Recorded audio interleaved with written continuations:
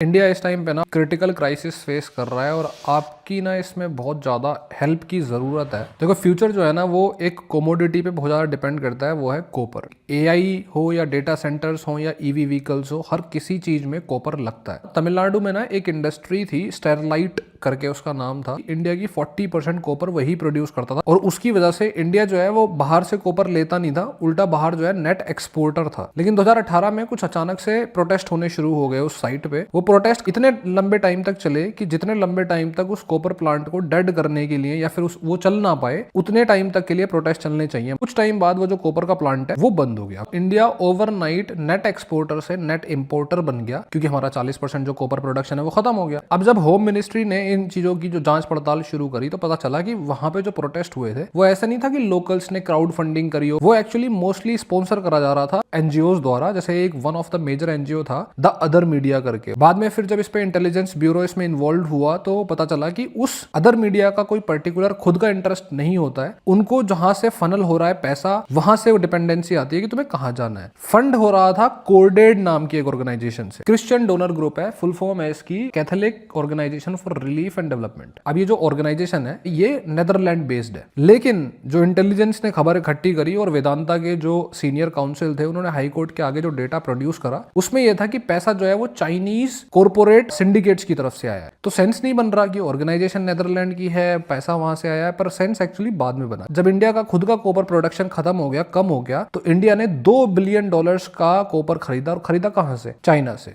पर नेदरलैंड्स का इसमें क्या काम? बात यह है कि जब भी आप ऐसी कमोडिटी को ऑर्डर करते हो ना तो ऐसा नहीं है कि आप चाइना की कंपनी को डायरेक्ट ऑर्डर दे दोगे, क्योंकि भाई आपस में देशों की लड़ाई भी हो जाती है, कॉपर के जो प्राइसेस हैं वो ऊपर नीचे होते रहते हैं, तो कंपनी एक दूसरे पे भरोसा नहीं करती। इसीलिए कमोडिटीज का जो ट्रेड होता है ना वो होता है मोस्टली यूरोपियन बैंक्स के थ्रू, स्पेसिफिकली नेदरलैंड की भी एक बैंक है उसके थ्रू। मतलब ये कि इंडिया का पैसा खर्च हुआ, चाइना ने भी पैसा कमाया, नेदरलैंड्स या यूरोपियन कंट्रीज ने भी पैसा कमाया, सिर्फ कुछ गिनती के लाखों या करोड़ों रुपए किसी एनजीओ के थ्रू फनल करके। कहना मैं ये चाह रहा हूं कि इंडिया कर रहा है ग्रो, तमाम इंडस्ट्री खुलेंगी, उनकी वजह से पेड़ कटेंगे या फिर कोई ना कोई एनवायरमेंट कंसर्न तो आएगा ही आएगा। और मैं आपकी जो हेल्प चाह रहा हूं वो ये है इस अवेयरनेस को रखना कि एनवायरमेंट हमारे लिए प्राइमरी चीज है पर डेवलपमेंट भी प्राइमरी चीज है। हमें आंखें खोल के इन दोनों चीजों पे नजर बना के रखनी पड़ेगी, क्योंकि अगर एनवायरमेंट प्रोटेस्ट करने के चक्कर में हमने इंडस्ट्रियल डेवलपमेंट नहीं करा तो हम सारा माल खरीदेंगे बाहर से, हमारा देश जो है वो गरीब होगा। और अगर उसकी एक्सट्रीम सिचुएशन की बात करूं तो कंट्री बन जाते हैं अफ्रीका जैसे,